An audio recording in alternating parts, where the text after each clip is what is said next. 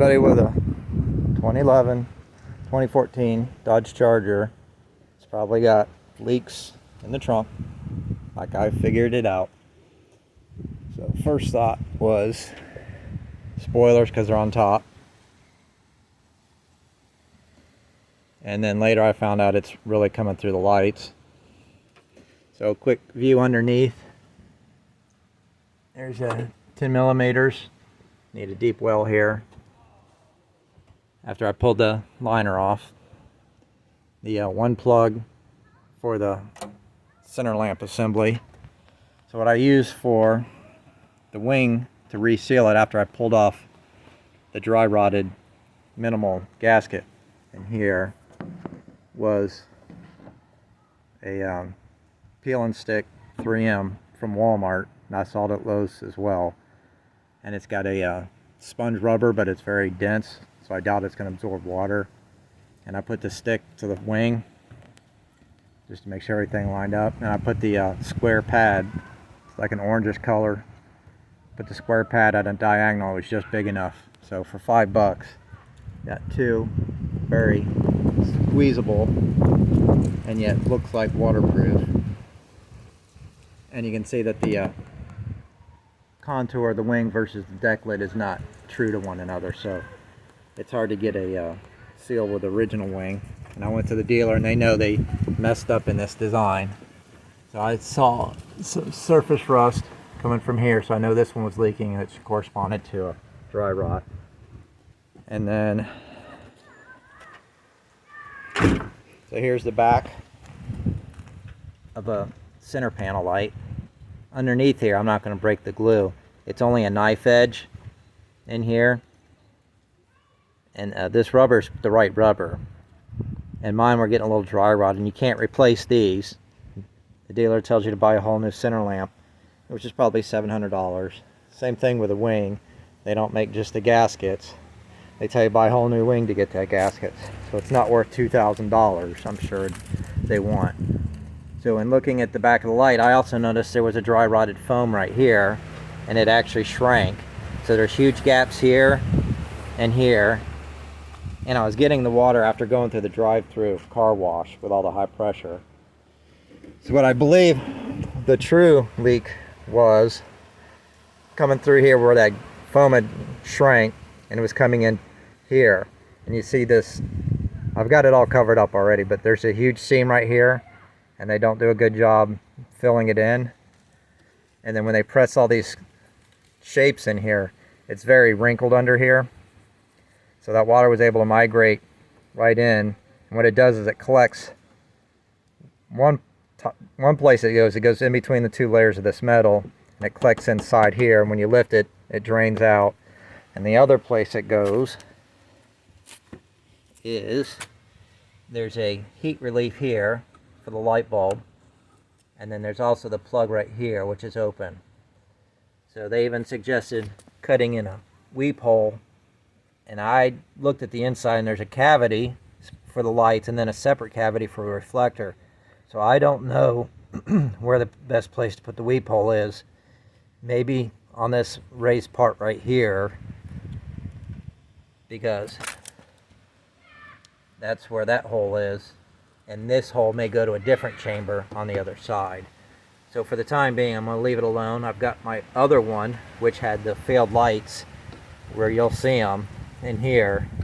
I'll figure out how to take it apart and see how the inside of this is made up. So the first thing, after going to the dealer and asking and getting some ideas and then figuring out what was available, I decided on using this butyl rubber.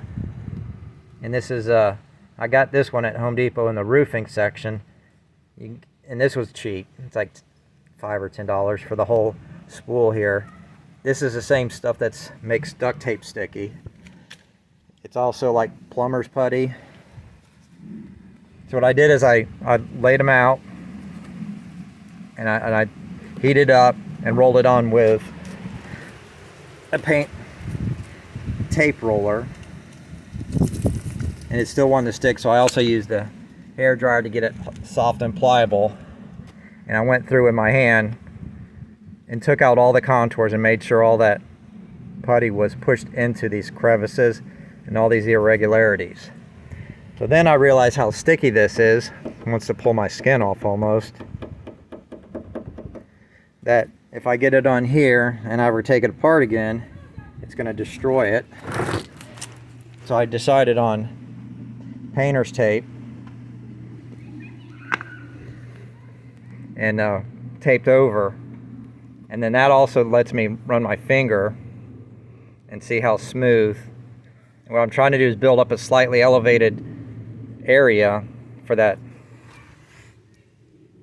this to come in contact with and not have such a dress. So you can see right here the imprints from the loaner car that it's making because of all the imperfect body panel from the stamping process, and it's all over it. You can just see all the flaws where it's not sealing.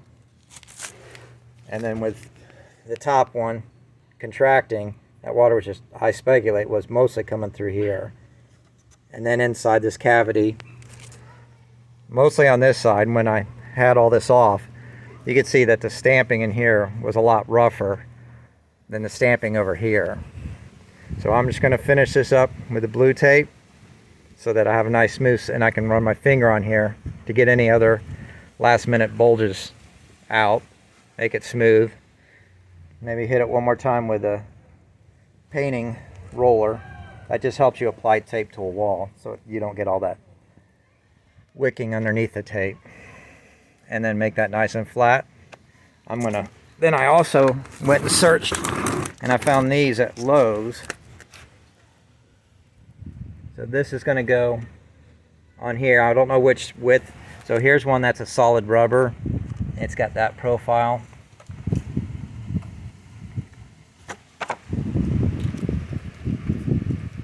And then there's some others, and all these say highly water resistant.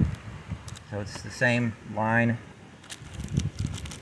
What's changing is they're all 1/4 inch, just the width are changing. So I'm gonna just try them out, and what I might do is just go over this ledge right here too, so that ledge will act like a knife edge to seal right in there. So I'm not sure exactly where it pushes in there. You can see on the other one, it's probably going to be anywhere in there. So the wider one I can get to apply pressure to that and have it come all the way out again.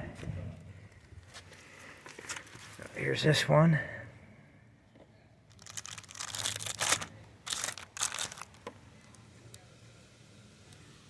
A little bit bigger.